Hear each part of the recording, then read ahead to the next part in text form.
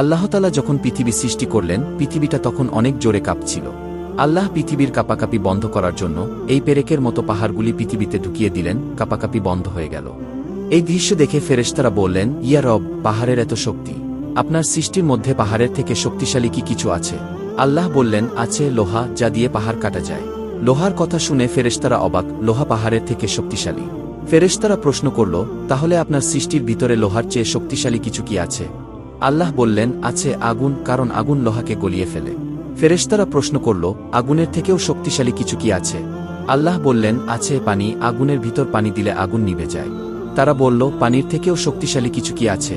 আল্লাহ বললেন, আছে, বাতাস, কারণ বাতাস পানিকে একদিক থেকে আরেক দিকে নিয়ে যায়। ফেরেশতারা আরও অবাক হয়ে বললেন, তাহলে বাতাসের থেকেও শক্তিশালী কিছু কি আছে? আল্লাহ বললেন, আছে, সেই ব্যক্তি যে গোপনে দান করে, যার এক হাত জানে না অন্য হাত কি দান করে, সুবহানাল্লাহ।